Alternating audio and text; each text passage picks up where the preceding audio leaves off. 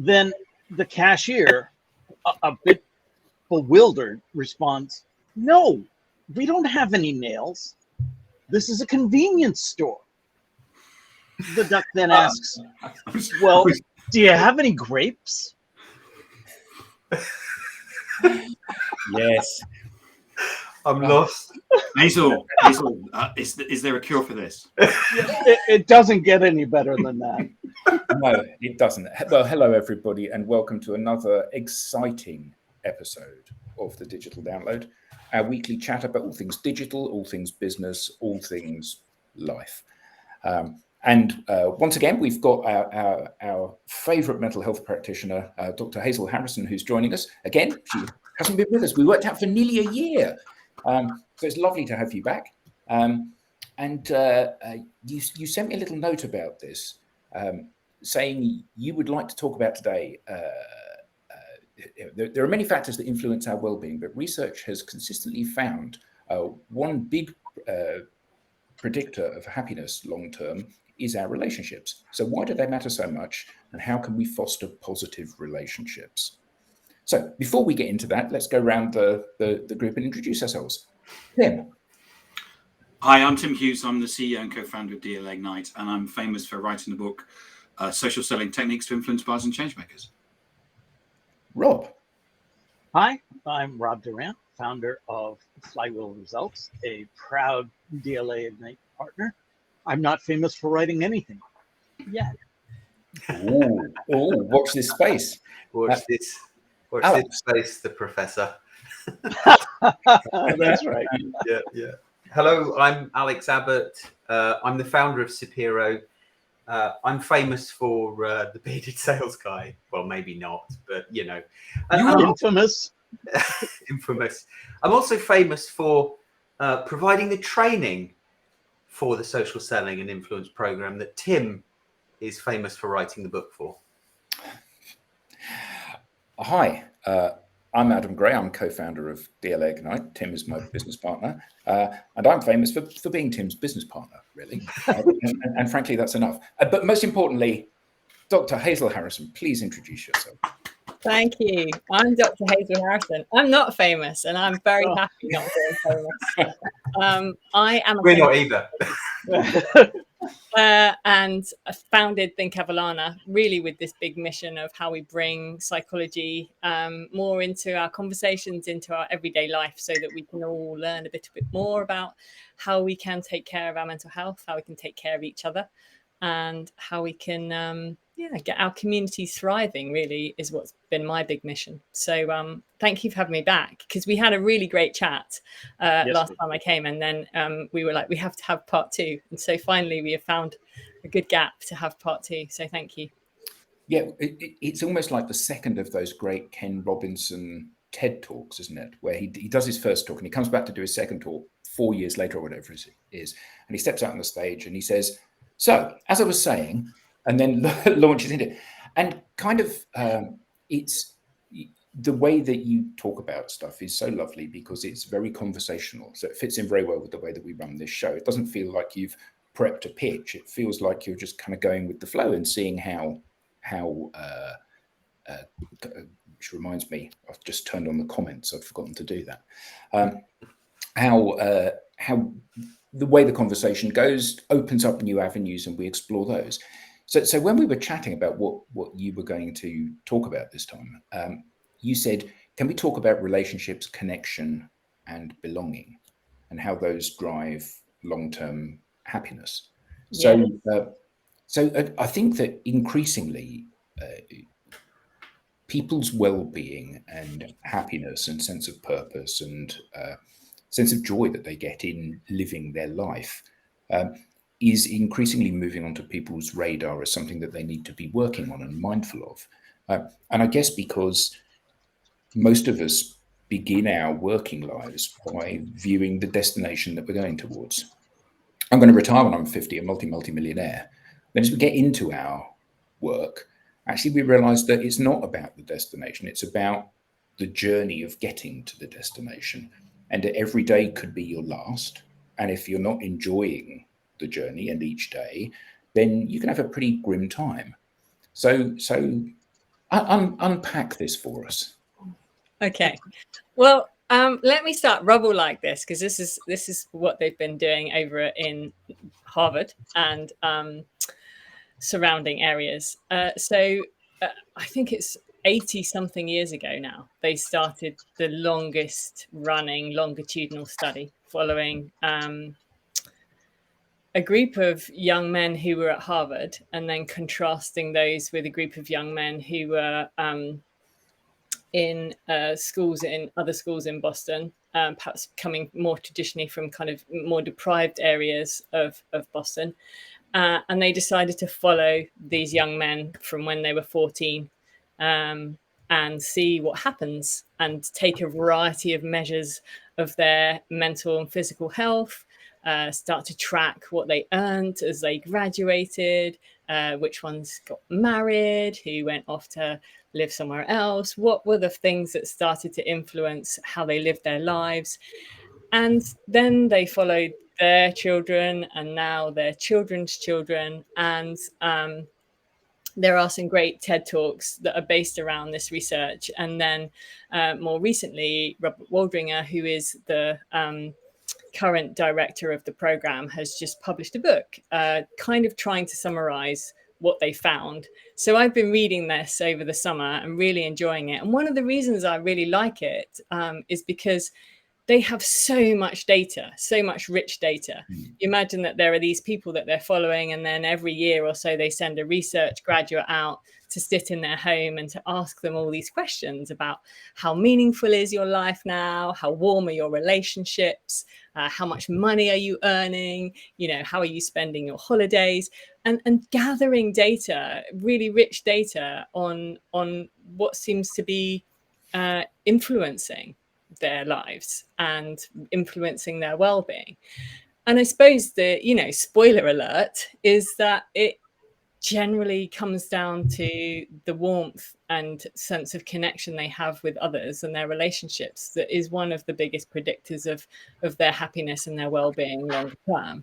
And often not the things that, like you were alluding to at the start there, Adam, you know, that how much money we might earn or think that we're going to earn. And when we get to that point, that's when we might feel happy. Or when we get to a particular role in a particular, you know, career ladder, that's when we'll feel this happiness.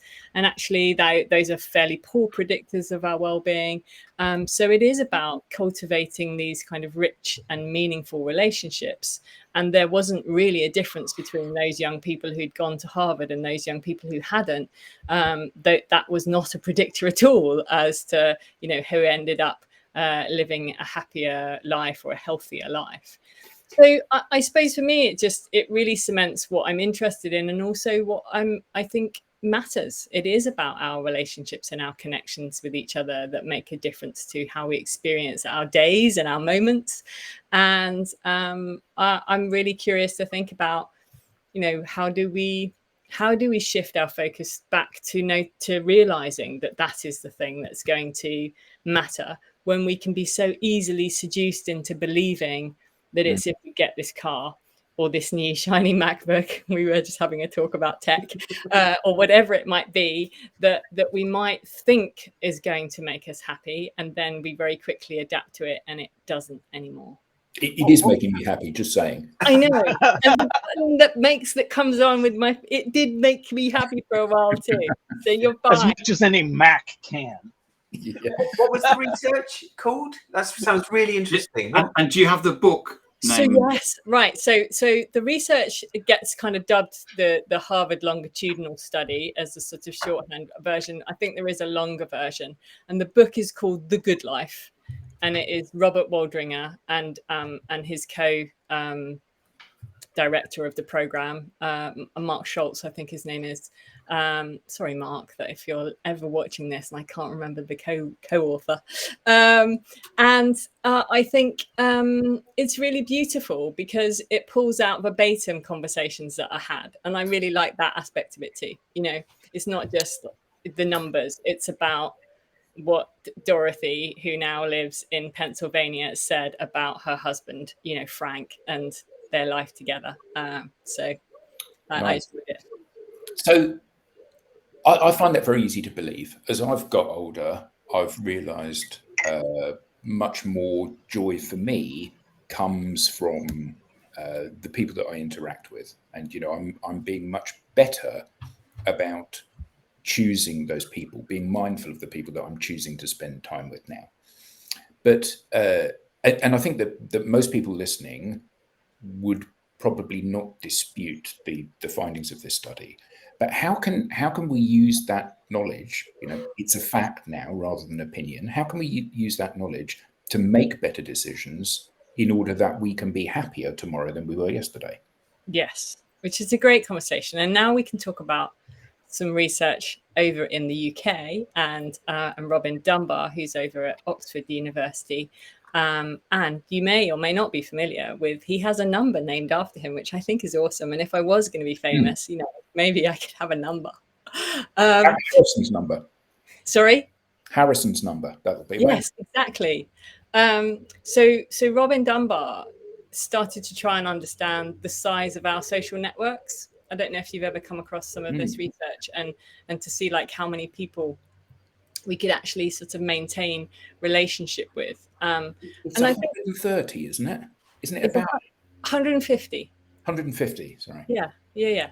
Ish, give or take, like probably 50. I mean, no, some people have more, some people have less. And so for those that don't know, Hazel, can you explain? I will explain it. I will. So basically, we can think about it a little bit like dropping a pebble into a pond, and you have those like ever increasing ripples that go out further, and the bigger ripples, closer to the pebble and further away, which is quite a helpful way of thinking about how we maintain our relationships. So that first sort of ripple is quite a small circle, and those are the people who we will have the closest relationships with, and that number tends to be around 5, and then we go out a bit further, and within that, including those 5, we get another 10 who are kind of closer friends, and then outside of that, and it keeps going until we get to about 150. And the theory is that we have evolved to have this very social brain, which means that we can't really hold and maintain a connection with others beyond 150, because actually that's quite a big time investment, and maintaining relationships is about time too, and also about what we can remember and recollect and how we can meaningfully interact with others. And so we can probably remember, I think it's something like 1,000 faces, and we can remember like 500 of those names and faces. But as we come further down, we can't really maintain more than about 150 friends. And that's sort of the number that you might think if you were going to have a really big party to celebrate, I don't know, a birthday or a wedding, or that's the kind of, that includes your family too. So, who you might invite to that. And some people go, oh, I've definitely not got that many people. You'd be surprised actually if you start to map them. But also maybe some people don't have that many, and that's okay. This is kind of talking about averages. But what I think is really interesting about this research is this idea that we can't possibly maintain the same degree of closeness and relationship with everyone in that network. Of course, we don't have enough resource to be able to do that. So we also have to focus in on, as Adam was talking about, the people who matter, the people who you want to spend time with, the people who you want to invest in and connect with. And they require an investment. If you let that go, those relationships will often just fizzle. Like, they require us to put something into them, and sometimes to get something back in order to maintain it. So I think, in answer to your question, Adam, about, so what do we do about this? I think the first thing is to know, okay, well, what does my Dunbar's number look like? Who are those people that matter to me, that I want to frequently connect with? And how do I maintain those connections? And what does that look like? And probably it will look very different for the types of friendships and relationships that you have, so people who may just send you, I don't know, an amusing WhatsApp joke every few days, they're investing in you and they're maintaining a connection with you, and that may be enough to sustain your relationship, so that then when you meet up in the pub in a few months' time, it's not starting afresh again, you're not starting over.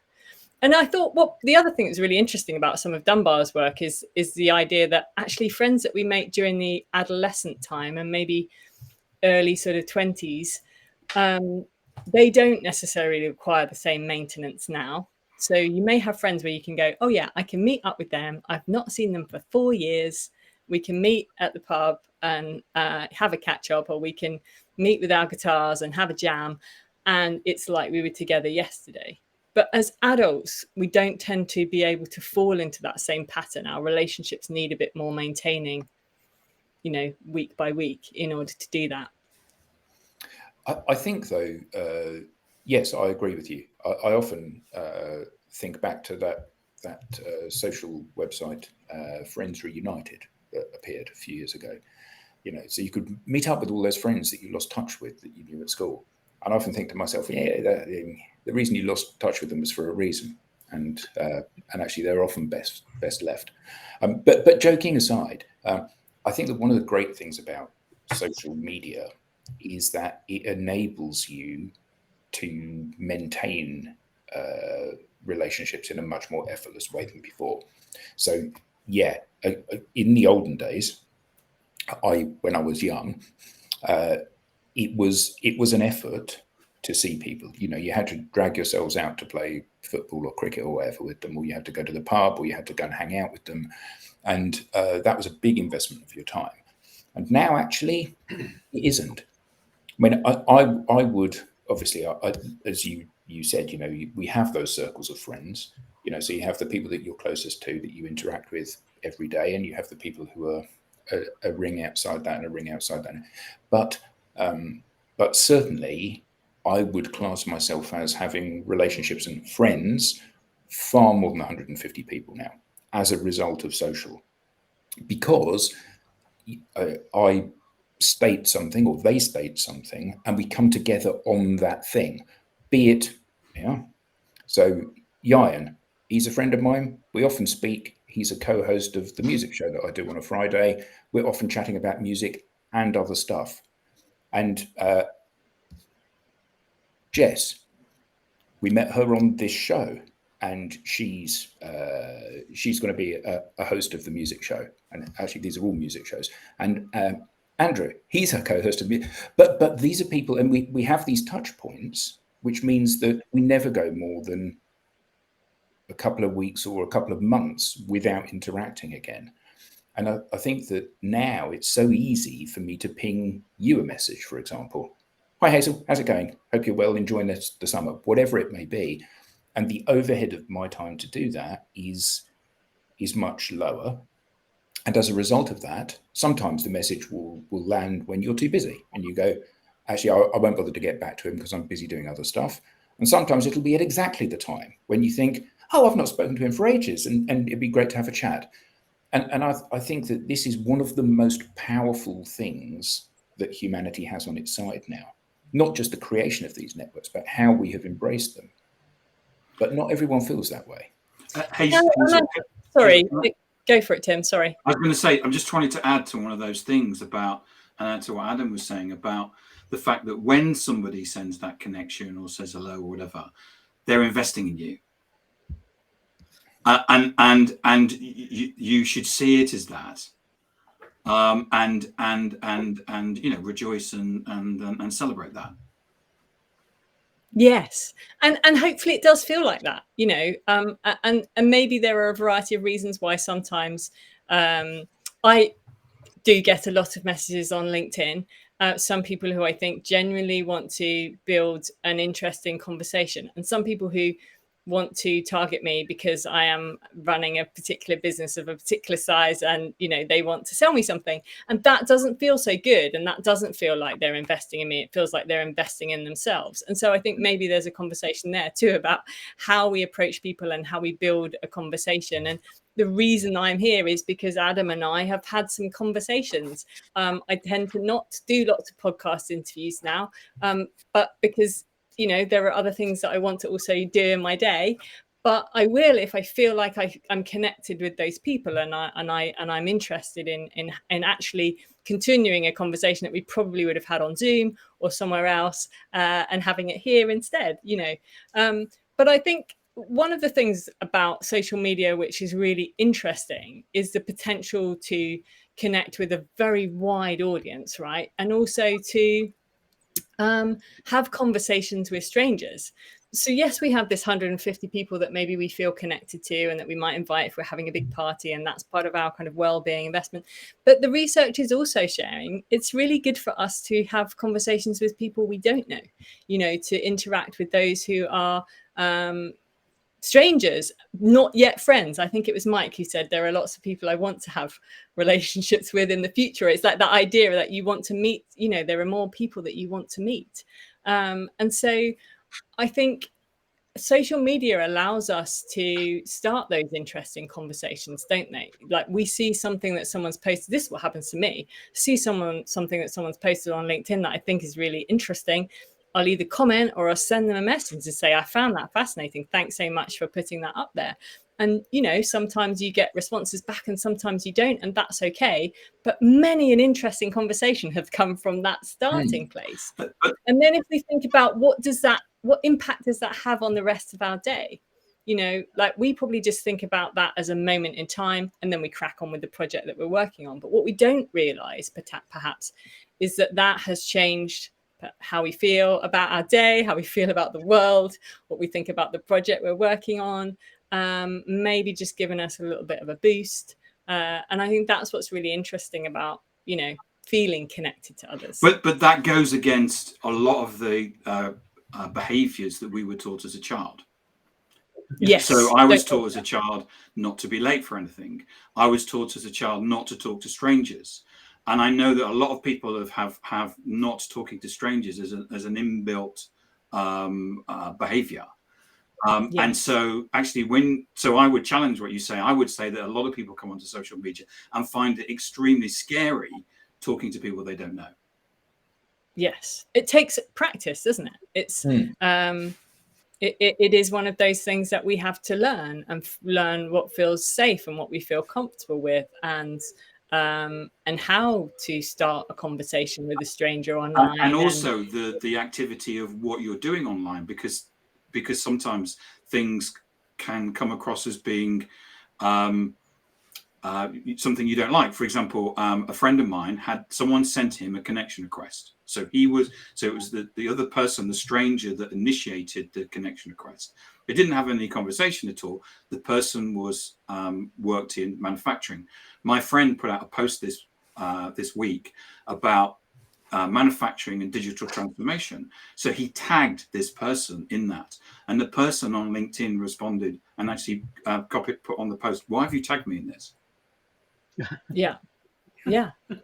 There's etiquette that we're all trying to learn, right? About what is okay and what isn't okay, and there's probably cultural differences in that too, because we've not sat anywhere and had anyone explain to us how we're supposed to use this technology. Yeah. Right? We're all trying to figure out how are we using it, how are other people using it, but also how do I want to use it for me? You know, I think of it as, well, I'm often in my office writing, and when I am, how lovely to just have a brief conversation with someone like you might if you're moving around your office with other people. It's sort of, for me, it becomes a substitute for that possibility of just having a chat. Well, I think that the clue is in the name, isn't it? It's social media. And the concept of being social. You know, you don't go to an event, you don't go to a party or a networking event and someone walks up and says, "Hi, I'm Rob Durant," and you don't just fold your arms and turn around and walk away. You know, you shake hands with them and have a conversation with them. Clearly, you're going to turn around and walk away at some point, but early on, initially, you at least give them the benefit of the doubt. And I think that one of the things that's really challenging for some people, you know, further to Tim's point, is that this is kind of quite scary. You know, they've entered the world of social media to present an image of themselves, which is almost like an advert. And Jess says here about... I think it's really just a great point, Jess. If we present ourselves on social as our true selves and not as a persona, those relationships are formed more easily as they are genuine. It's important that you see what you get. And I think that this is absolutely crucial. You know, not everybody is going to like you, and that's kind of okay, because on LinkedIn, there's 950 million people. You don't want all of them to be your friend. But when you are authentically yourself is so good, because you attract people who like who you are, not who you're pretending to be, and B, it validates that you're actually an all right person, because I think everybody has an underlying fear that they're not a good person. And when you are yourself and people go, oh, I really love that, well, that was very kind of you, or that's a fantastic idea, or you're really clever, you go, that's nice. And like you said, it brightens your day, and it changes the course of your whole day, doesn't it, when something like that happens? Yeah, absolutely. And I think we, to Tim's point as well, we have grown up probably being told that it's not a good idea to talk to strangers. And we also have a lot of preconceived ideas about what that might be. Like that other people won't want to talk to me. I think that's a big one. Oh, this person will be too busy. And maybe sometimes, they are. And that's okay. Like Adam's saying, you're not going to be for everyone. I'm not for everyone. You're not for everyone. That's all right. It doesn't mean there's anything wrong with you if people don't respond or don't connect back with you. And sometimes it is absolutely a timing thing, as you're saying, Adam, because there are definitely peaks in my year where I just feel I have a lot less time for social media, and sometimes when I feel like I have a lot more time for it. And sometimes when I just take a break from it because I actually want to be in real life with real people for a while too. And that might serve me better. So I often take August off and I don't spend a lot of time on social media because I actually want to be away from my desk as much as possible. And that's what works for me. And everyone will have finding out what works for them. But I think it is interesting to sort of start to test out some of the beliefs about, will people want to interact with me if I put something out? Because we tend to believe that people won't want to talk to us, or that it won't be a positive experience. And those become barriers for us exploring or experimenting or finding out what might happen. And I think, the reason I'm so interested in the benefits of relationships is because the flip side of that we also know is that we are moving through what some describe as the loneliness pandemic now, where we know that experiencing prolonged periods of loneliness is very damaging for our mental and physical health. So and is that a fallout from COVID, or just the nature of digitizing our working lives, do you think, or both? I think some of the data would say that it's pre-COVID, although I don't think that COVID helped. But definitely, you can see the numbers of friends that people had maybe back in the 70s compared to the number of friends that we might describe having now. I know we've talked about Dunbar's number, but in terms of, who you interact with on a regular basis, face to face, I think that's changed quite a bit. And is diminishing, and particularly young people who are feeling very lonely and isolated. What advice? So I do believe in the value of relationships, and how good it is for someone's well-being. What advice would you give to someone that perhaps is active on social media but are quite happy to hide behind the fact that it's digital and not real life, because they're anxious to take that step to have more conversations with real people? And I do think that's a psychological thing. What advice would you give somebody that is feeling that? Yeah, well, I think we have to be careful there, because some people do feel that that their relationships online are meeting their needs. And that's why I'm saying it's important to know what you need. What I know I need in the summer is to step away from my computer and be with my friends face to face. But that isn't what everyone needs. And some people might find that their quality of their online relationships actually meet their needs in a way that works for them. And that's why we're all different in this way. But I think what we do need within those relationships, regardless of the format that we find them in, is a sense of feeling that someone is holding us in mind, or that we matter, or that, like we were in that language we were using, of feeling that people are investing in us and that we're investing in them. And of course, there are many different ways that we can do that. But I think if you're feeling lonely and perhaps feeling that, so loneliness generally we define as the need that you have for social relationships. and what you're actually experiencing, and whether, if there's a big disconnect to what you need. Say if I needed to feel surrounded by people all the time, and whenever I wasn't, I felt lonely, whereas someone else might feel that they actually just need a couple of meaningful interactions throughout their week, and that meets that need. So it is a subjective thing. We can't kind of look at someone and go, well, they're lonely. It's about how we experience our relationships and whether they're meeting what we need. So if you are feeling that your relationships aren't quite meeting your needs, then I think possibly it's about starting to think about very small things you might be able to do to change that. Rather than kind of, I don't know, scrapping everything. I'm going to start building new friendships.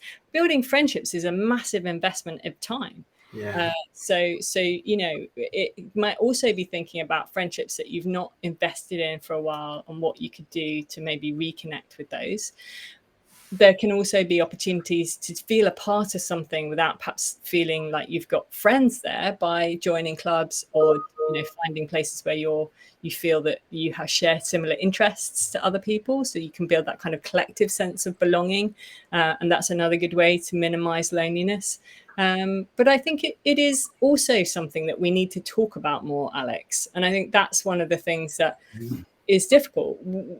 Loneliness, by its definition, perhaps comes with this stigma that might mean that I'm not a very good friend, or not lovable, or not worthy of being around other people. And so we tend to want to hide those feelings of loneliness, instead of saying, if you work on your own all day, it's probably very normal to feel lonely at times, and kind of actually just name that and be able to say, do you know, I've realized this week I'm feeling quite lonely. I'd really love it if we could go out and do something, or. Yeah. How likely is it that people are even overtly aware of that feeling of loneliness? How Yeah. often are we just walking through life not realizing that what we really need is to take a walk with a friend, or phone up somebody that we haven't spoken to in a while? It Yeah. feels like we need to be intentional about these relationships, and that's almost a foreign concept. It can be very challenging, absolutely. If it's not, this is what I live and breathe every day, so I try as much as I can to focus on it in my personal life too. But if this isn't something that you spend a lot of time thinking about, or get carried along with your day-to-day life, which happens to us all, it can be friendships can be things that very quickly drop off of our radar, because we've got to do X, Y, and Z, and we've got to make sure that that's done, and all of the jobs that might rise above it. And I think particularly because we don't necessarily understand, and we're hopefully getting a bit more understanding now of how beneficial they can be for us. If we're making time to exercise, if we're making time to eat well, it really is up there with those things. It is just as good for us as those things, but often falls down a bit. And is there like a perfect thing to do? Because I think that what happens is that the media, because people start talking about it, of course, what happens is that then we get this discussion where people talk about the perfect world. And of course, we don't live in the perfect world. No. And actually, a text every 6 months is actually good enough to maintain the relationship. Whereas, actually walking with somebody or having a conversation with somebody is also good enough to have the relationship. But there's the shades of grey in terms of on that spectrum of what a relationship is about. I'm asking that as a question, really. Yeah, absolutely. There's shades of grey, because we, as I was saying, we have different needs in terms of what we want from our relationships, and relationships offer different things too. Esther Perel has done a lot of work and is amazing at communicating her ideas in relation to romantic relationships. But one of the things that she talks about is how we have such high expectations now for our romantic relationships, that we expect this person to be our best friend and our support To look like Brad Pitt. To look like Brad Pitt, to earn X amount. All of these things that maybe we put onto one person that perhaps in previous generations, we may have spread out. You know, you might have a friend that you confide in, and that might be different to your romantic partner who, you know. So I think there is that sense of actually how do you view your friendships and your relationships, and actually recognizing that they can't all give you the same thing. And that's important too, right? There'll be friends that you go to perhaps when you need particular kind of empathy or support, and they might be the different to the friends who you go to say, I've got to move house, can you help me lift this sofa into the van, you know, or whatever it might be. You've got different networks of friendships, and they meet different needs, and hopefully you meet different needs for them too. But I think you're right. You know, it isn't that we may be presented with a kind of perfect worldview, and that's not necessarily very easy to maintain. But I do think using Dunbar's number as a model can be a helpful way of thinking about the layers in which you can connect with other people, and recognizing that you can't possibly give everyone the same amount of time or resource. You know, if you're thinking about it as an investment, then you're not sharing your resource equally amongst that group. There is another, I was going to say about that, about sharing your resource evenly. There is another thing there, isn't there? And you know, often we feel guilty about putting ourselves first. So we all have friends that give selflessly to us. We also have friends, for whatever reason, that demand selfishly from us. People for whom we have to invest a lot of time, and how does one balance these things? Because, you know, friends that are in a tough place, they require a lot of support. But one of the things that we know from people's experience of counseling people that are going through a difficult time is that you can only counsel so many people and for so long, because, you know, you take a little bit of that yourself. So, you know, you're helping a friend, and they're in a difficult place, and you have to keep investing in that. And it's a sink into which you pour your limited amount of energy. You may have lots of energy and lots of robustness, and be in a really good place. But in the same way that you have an interaction with someone and it brings you joy, and you go, oh, I feel really better, much better for that. Equally, you have an interaction with somebody and you feel worse as a result of that. So how does one remain a decent person, but also have a degree of selfishness as well? Yeah, and I think, again, that probably comes back to the degree of connectedness with those people. There are, you know, and probably will be for you too, people in your network that you would drop everything for. And when they needed support, you know, you would be there. And that, I suppose, is real friendship. And then there are deal friends, right? Real friends and deal friends. This is Arthur Brooks over at Harvard as well. You know, we can have friendships that do exist very much on our, I've invested this in you, and now you have to invest that in me. And there's a kind of, you know, continual sort of transactional nature to that relationship. I've helped you out, now you help me out. And then there are those where it doesn't ever feel like that, or it isn't experienced like that, where it's much more about the ebb and flow of time and friendship. That means that probably maybe it balances out in the future, maybe it doesn't matter either way. But I think what you're also describing is how we look after our well-being when perhaps there are friendships that are drawing a lot on our, and family too. You know, we're talking about relationships in a bigger picture. So family members who may need our support or our help, and actually how we then ensure that we are being topped up in some way to be able to provide that. And that's why we are in a network of people, and that's why we need a network of people around us, so that somebody in that network can possibly top us up, so we can top that person up. And, you know, that's how it works. But there will be times when everyone needs something from you and there's no one topping you up. And that's when we can feel very burnt out and depleted, and perhaps not, and lonely, because it perhaps feels like our needs aren't being met in relationships that we're experiencing. Alex, do you have a question? Well, lots of thoughts, lots of questions. I was going to ask, well, what if you're in a role where you the expectation is that you meet new people, you're in a customer success or a sales role or a support role, where you need to have those conversations with new people, but you're not comfortable doing it, but you're doing it because it's a job and you're earning money.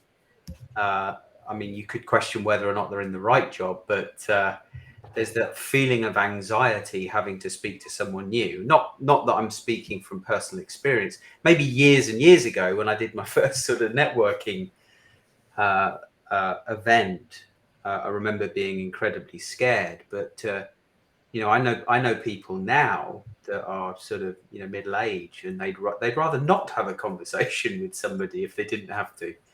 Yes, and I think that, you know, we maybe not to use the terminology in too sort of concrete a way, but when we think about introversion and extroversion, and there are lots of different ways that we can define that and describe that, but one of the things that I feel I've learned about myself in more recent years is that I thought I was extroverted. And actually, when I go to events and conferences and speak as a keynote, you know, speaker, what I realize is that sometimes those networking events cause me quite a lot of anxiety. You know, that how do you start a conversation? Fine, put me up on the stage with my slides and I know what I'm going to say, and here we go. But put me in a room with people that I don't know and I have to start something. And I think for me, what's been interesting is starting to learn that about myself. It's like I'm still learning stuff about myself. And when I know that, and I know, okay, so sometimes, Hazel, you find these events quite anxiety provoking. Think of a strategy, you know, what's the best way forward? And actually almost kind of going through the motions of how I might engage with others, or what's a good conversation starter, and I've definitely learned lots from other people and watching other people. You know, some people are amazing at doing that, and when you watch what they do, you kind of go, oh, okay, they ask really good questions, or they comment on something that we're both sharing and experiencing at the same time. That's a really good technique to start a conversation with a stranger. You know, the British love talking about the weather because we're all experiencing the same weather at the same time. It gives us a common ground to start talking about something, but really that's what it is, you know. So I think recognizing that you may be someone who needs more time alone, and that's why it comes back to loneliness is about what you need, and we all have different needs. So recognizing how to manage that, particularly if you are in a job which is very social. Sometimes if I'm away at a conference for a few days, I would definitely try and make sure that I build in gaps where I give myself permission to go somewhere else and just recharge for a bit, you know, and recognize that that's something that I need to do. And I don't have to feel bad about that. I just need a bit of a moment to, you know, sit somewhere quiet and not be maintaining conversation. Because although I love that, it also makes me feel very tired. Yeah, I can relate to that. I like to tell people I'm great at the middle of conversations. It's starting them that can be tricky. And that's so true, Rob. Icebreakers feel too trite very often. You know, how do you develop that meaningful relationship when we start with, oh, it might rain? Okay. And then once you get going, Andrew. Yeah, once you start and you realize that this person is happy to, you know, it's like a game of tennis and you hit the ball over and they hit it back, and you realize that actually this is okay, then you can have something that feels perhaps a bit more interesting and a bit more connecting. But often doesn't start like that. And I don't know if I'd like it if they did. You know, someone started a conversation with, what do you think the meaning of life is? I would be like, whoa. I'm just trying to choose my carrots here in the supermarket. I was going to say that, Tim. So, I like Jess's answer. Jess says, my 8-year-old son had some great advice for making new friends. He said, tell them something you like about them, like their glasses. Then say your name and ask them about theirs. There you go. It's actually as simple as that. And that is what the research would say, you know, pay someone a compliment, highlight something that's positive. So Jess's son is onto a winner there. Yeah, take that, digital. Yeah, and I think that's one of the things that you said earlier, Hazel, about the idea that we're all still finding our way in this world. You know, we've had however many 100,000 years of interacting with people face to face, understanding, you know, looking at the physical clues as to whether or not they like us or not, whether or not what we've said has resonated with them or scared them or delighted them. And now we're in this environment where often people are rightly scared, because often you can say something, and by say I mean type something, and then it's there for posterity, and it can be misinterpreted, and it can come back and haunt you at a later stage. And I think that I mean, it comes back to what Jess said earlier about being authentic. You know, at the end of the day, if you are yourself, people that find that attractive walk towards you, and people that don't walk away. And that's a really good starting point for finding relationships. And you know, I certainly know since COVID began, I've met many new people online, and many of those I count as being friends of mine now. And that wouldn't possibly have happened before COVID, even though there was a move towards digital. But certainly, yeah, we're all kind of walking through a minefield, aren't we? Tapping our feet and seeing what works and what doesn't. And sometimes something works for a while and then it doesn't, you know, and that's the other thing, isn't it?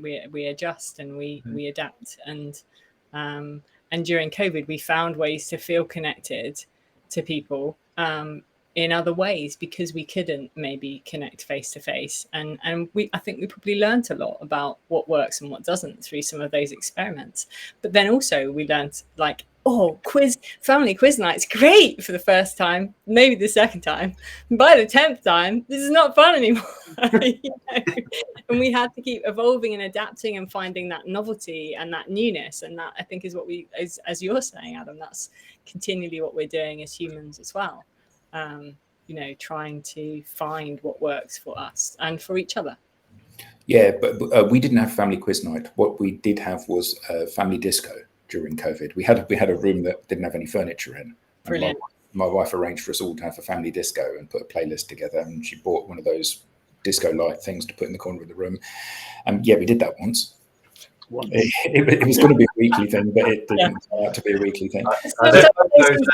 So Hazel, what you don't know about Adam is that he once did a disco dancing course. Did he? Yeah. Oh, okay. Well, then stop the revising the psychology and mental health revisiting conversation, and we will now learn about this. Yeah. Do you know that a very good friend of mine who Tim has met, a guy called Scott White, who many years ago I was working with him, and I was first with my wife then, and we were out for drinks one evening, and he's one of those people that he's very gregarious and very chatty, and he's got a great sense of humor and loves to prank people. And we were chatting one day in a bar, and my wife said about the fact that I had had disco lessons when I was younger, and he just went, "What did you say?" And I was like, no, we just don't. Anyway, this was Friday night. Monday morning, when I went into the office, everyone had come in like an hour and a half early and had hung up bunting that said "Dancing Queen" all around the office. It was a fairly grim time of my life. Is it John Travolta style, Adam? Yes, Yeah. It was John Travolta style. Can you? And I've only mentioned it live on social media. Yeah. Well, that's all right. Then that won't come back and haunt me, will it? No one's listening anyway. So At what point can we revisit that room that just has the disco ball, and maybe just, you know, for your next LinkedIn post, just a little 10-minute? Yeah. That's definitely a video post. Yeah. I think so. No, I think not. But joking aside, what can, because Alex has referenced a couple of times now, salespeople and the difficulty that they have in their role and the pressure that they're under to forge these relationships. So what can they do where they can get that joy from the interaction with people? if your job is to speak to people, how can you take joy from that element of the job rather than focusing on okay, well, we've had a call, we're going to have another call, we're going to have another call, and then a proposal, and then Are you something. Before you answer that, Hazel, are you giving Adam permission to change the topic like that? I'm sure she is. It was a seamless transition back to the psychology of mental health, wasn't it? But we will now. The thing is, we know this about Adam, and it will keep coming back. Because, well, can I just say some sciencey bit about that too? Because that maybe that will help us to feel what we have, which is that dancing with other people is a really good way of feeling connected, like moving in sync. So it could be dancing, running with someone else, walking with someone else, doing something where you're in sync is actually, we know our brains like it. We feel better. So that's one of the reasons. I mean, there are many reasons why dancing is so much fun, but one of them is about that sense of feeling connected. And Kelly McGonigal wrote a book about movement, and she has a whole chapter based on kind of moving in sync and why that's so good for us in terms of our well-being. So there we go. We probably wouldn't have got to that had we not known about Adam's disco dancing classes. As Andrew said, thanks, Tim. Thanks a million. But seriously, then I suppose some of the research and ideas like Jane Dutton's work around high quality connections is this idea that our interactions offer us an opportunity to connect with someone. And that's the bit where we tend to feel where it's not transactional, but it's more that we are getting to know something about that person or meeting them in some place that feels authentic, as many people I know have been saying in the comments, and we've been describing today about what it means to put ourselves on social media in perhaps a more authentic way. And I think one way to think about then that is for people to try and see if there's a high quality connection moment that you can build into those interactions with other people that actually make it feel more human to human rather than a sales pitch or a sales call or what happens when we ask a different kind of question. And I don't know what those are, and they have to be within the boundaries of what works for the company that you're working for or for your own ways of interacting too. But we have, in all seriousness, we have just had a moment of connecting about something that we think is fun. And I know Adam doesn't mind us thinking about his disco dancing. And now we've had this kind of moment where we've laughed together about something.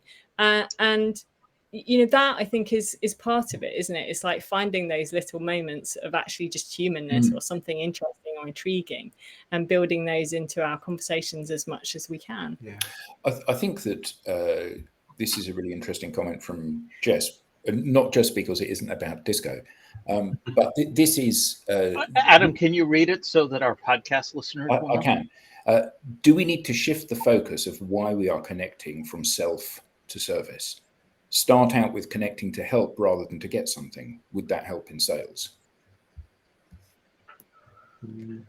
I mean, I am by no means expert here. I know there are many sales experts amongst us, but from a psychology perspective, we know that helping and feeling that we are helping others is tremendously beneficial for us too. So from that perspective, I would think it makes a lot of sense, but I think it also helps perhaps to solidify some of those connections that we have.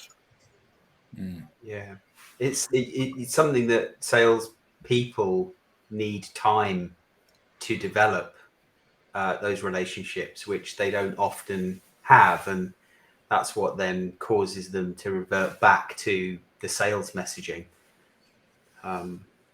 which we've talked about before. It's a kind of a leadership problem within an organization rather than an individual problem. I think the individual knows what they need to do. They just don't have the time to be able to build that meaningful relationship. Do they know what they need to do? Because I'm genuinely not sure that they do. I think it's it's reasonable to say that everybody on the call is pretty skillful at using social media to develop conversations with people. And I think that the thing that we all do is we have conversations with people, like you said, Hazel, where you're having a conversation with someone to meet someone new, to see where it goes. You're not having a conversation with somebody to put your hand in their pocket and take their wallet out necessarily. Now, maybe you will send them an invoice at some point, but that's not the only objective of having the call with somebody. And I think that part of the challenge is that people don't want to be sold to, but they do want to sell if they're in a sales role. And the idea of taking a step back from that and seeing this as interactions with people, you know, I'm not going to sell to you because you're not my target market. However, you might know somebody that is. And, you know, seeing the spread of influence, but picking up the pleasure and the joy from having those interactions with people in the now, I think it is something that salespeople need to learn to be able to do, because I don't think that they inherently get it necessarily. It's not just salespeople, it's anyone. And conversations are two-way. So while you, as a salesperson, might be going into this with the best of intentions, I just want to help, the person receiving that message has been conditioned to have their guard up, because every other person that has come at them to initiate a conversation has done so to put their hand in their pocket, as you say. So is there a way to overcome that barrier to entry? I think Jess's son has the answer to that question. I think you might be right. I think he does. But I think, coming back to your point as well, Alex, I think it can be, it doesn't serve us well potentially if we think we don't have time to make that connection. You know, I agree with you. Making meaningful relationships that sit in that sort of, you know, your 5 close relationships, that requires a great investment of time. But actually, you know, we can have meaningful interactions with people that last a number of seconds as well. Yeah, it's a good point. Rob. So speaking of time and meaningful interactions, we are coming to the close of our time with you, Dr. Hazel, and this has been yet another fantastic conversation. Brilliant. Thank you. Absolutely. Thank you. Round of applause. Thank you. Wanted to thank you for joining us again. Thank you to the audience for an engaging conversation. And of course, thank you to the panelists. If you have something to say, we want to hear from you. If you want to be on this show, we invite you to be our guest. Visit us at digitaldownload.live, where you can find the Be Our Guest segment or section and fill out an application, or you can scan the QR code on screen here. Scan the QR code. Just scan the QR code. Yes, they have. Excellent. All right. Yeah. Shall we as- apologize to Hazel for taking away from the garden, from the sunshine? Yeah, Thank you for spending absolutely. Thank Dr. you. Hazel, as people wanted to get to know you better, how can they do that? So please do feel free to connect with me on social media. I am Dr. Hazel Harrison, or you can visit my website, which is ThinkAvellana.com. Excellent. Again, for everyone on the panel, from the audience, Dr. Hazel, thank you very much. This has been the Digital Download, which is Adam. No, and I forgot to say it at the beginning of the show. Yes, you did. The longest running weekly business talk show on LinkedIn Live. Thank you all, and we will see you next week. Thank you. Take